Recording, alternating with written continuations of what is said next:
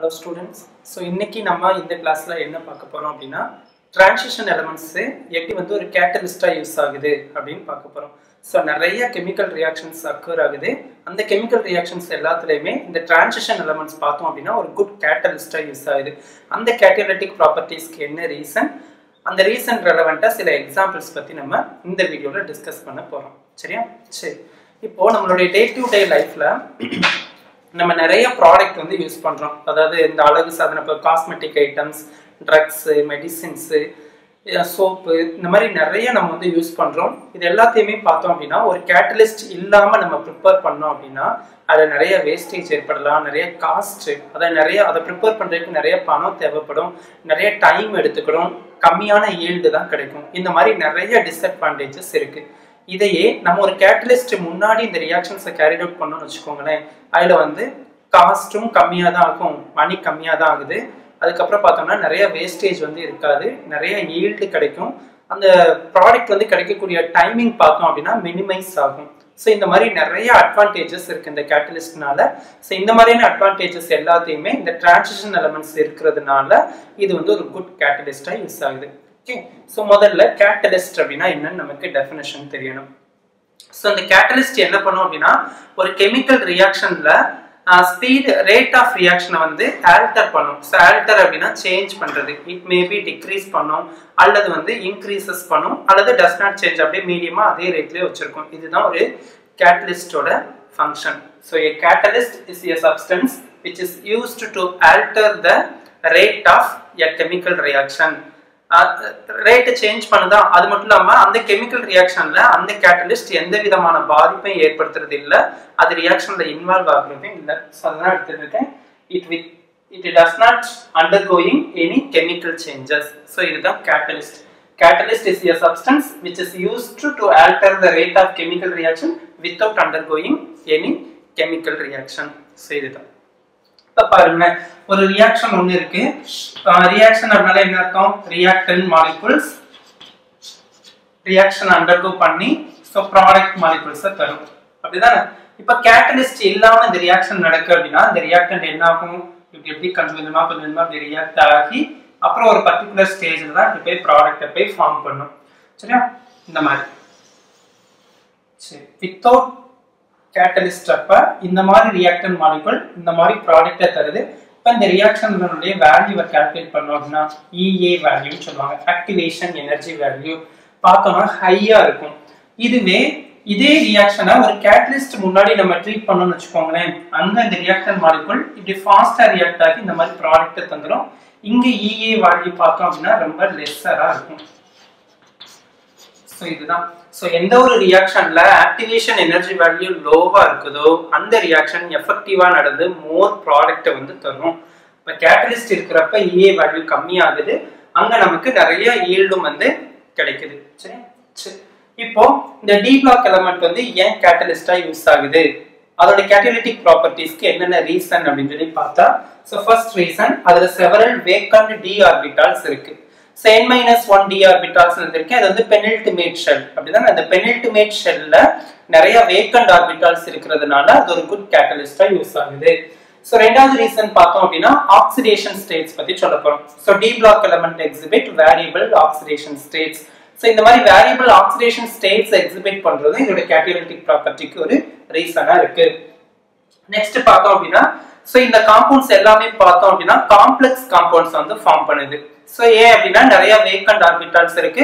அப்ப ஏதாவது ஒரு எலக்ட்ரான் ரிச் ஸ்பீசஸ் இதுக்கு எலக்ட்ரானை டொனேட் பண்ணும்போது அக்செப்ட் பண்ணிக்கிட்டு அந்த கோஆர்டினேட் பாண்டை வந்து ஃபார்ம் பண்ணுது. அதுதான் கோஆர்டினேஷன் காம்பவுண்ட்ஸ் ஆர் காம்ப்ளெக்ஸ் காம்பவுண்ட்ஸ்னு சொல்றோம்.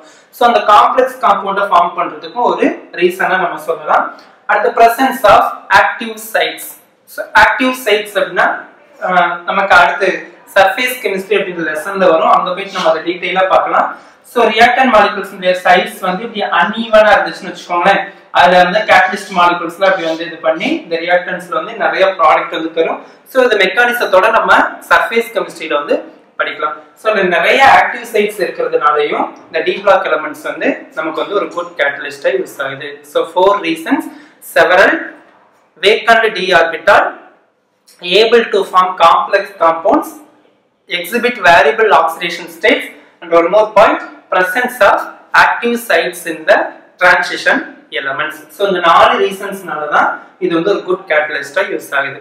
ஸோ இப்போ நம்ம இதுக்கு சில எக்ஸாம்பிள்ஸ் பார்த்தோம் அப்படின்னா இந்த கான்டாக்ட் ப்ராசஸ் எடுத்துக்கலாம். ஸோ கான்டாக்ட் ப்ராசஸ்ல என்ன பண்ணுவாங்கன்னா ஏர்ல இருக்கக்கூடிய சல்ஃபர் டை ஆக்சைடும் ஆக்சிஜனும் ரியாக்ட் பண்ணி சல்ஃபர் ட்ரை ஆக்சைடு கிடைக்கும். அந்த சல்ஃபர் ட்ரை ஆக்சைட்ல இருந்து சல்ஃபியூரிக் ஆசிட்டை ப்ரிப்பேர் பண்ணாங்க. அப்படி ப்ரிப்பேர் பண்ணும்போது நமக்கு வனேடியம் பென்டாக்சைடு அப்படின்ற ஒரு காம்பவுண்ட் ஒரு கேட்டலிஸ்டா யூஸ் ஆகுது. சரியா, வனேடியம் பென்டாக்சைடு V2O5 இது கான்டாக்ட் ப்ராசஸ்ல ஒரு குட் கேட்டலிஸ்டா யூஸ் ஆகுது. ஸோ நெக்ஸ்ட் பார்த்தோம் அப்படின்னா ஹேபர்ஸ் ப்ராசஸ். இது நம்ம எல்லாரும் ஆல்மோஸ்ட் 9th ஸ்டாண்டர்ட்ல இருந்தே படிச்சுட்டு வரோம். இந்த ஹேபர் ப்ராசஸ்ல நம்ம என்ன ப்ரிப்பேர் பண்ணுவோம்னா அமோனியா ப்ரிப்பேர் பண்ணுவோம். அதோட யூஸ் என்னன்னு பார்த்தோம்னா மெயின் யூஸ் அது ஒரு குட் ஃபெர்டிலைசரா யூஸ் ஆகுது. சரி, இந்த ஹேபர் ப்ராசஸ்ல பார்த்தோம்னா ஏர்ல இருக்கக்கூடிய நைட்ரஜனும் ஹைட்ரஜனும் ரியாக்ட் ஆகி NH3 அமோனியாவை ஃபார்ம் பண்ணுது. அங்க அயன் வந்து ஒரு குட் கேட்டலிஸ்டா யூஸ் ஆகுது. இப்போ இந்த ரியாக்ஷன் நம்ம பேலன்ஸ் பண்ணோம்னா இங்க 2 நைட்ரஜன், ஸோ பேலன்ஸ் பண்றதுக்கு 2NH3 போடுறேன். இப்போ ஹைட்ரஜன் இங்க 6 ஆயிட்டு, அதனால இதுக்கு முன்னாடி நான் 3H2 போடுறேன். இப்போ இந்த ஈக்குவேஷன் பேலன்ஸ்ட் ஆயிட்டு இதுதான் ஹேபர்ஸ் ப்ராசஸ். ஸோ ஹேபர் ப்ராசஸ்ல கேட்டலிஸ்டா யூஸ் ஆகக்கூடியது அயன் Fe. நெக்ஸ்ட் பார்த்தோம் அப்படின்னா ஹைட்ரோஜனேஷன் ஆஃப் அல்கீன்ஸ்.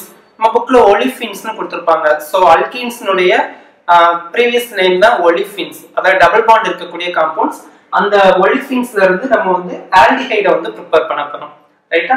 ஸோ இதுல நம்ம பார்த்தோம் அப்படின்னா கார்பன் டை ஆக்சைடு ஹைட்ரஜன் இதெல்லாம் தான் வந்து இங்க வந்து ரியாக்ஷன் வந்து இன்வால்வ் ஆக போகுது. ஒரு olefin, carbon dioxide, hydrogen gas இதெல்லாம் எது முன்னாடி ரியாக்ட் ஆகுது அப்படின்னா டைகோபால்ட்.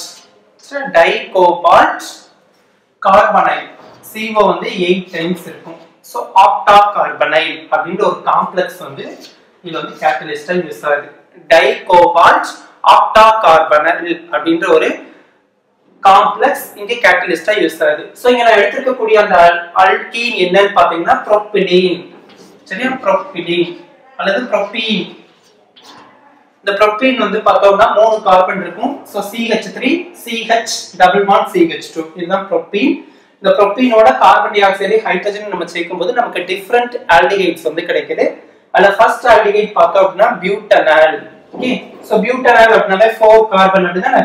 So CH3 CH3 CH3 CHO இது பியூட்டனால்.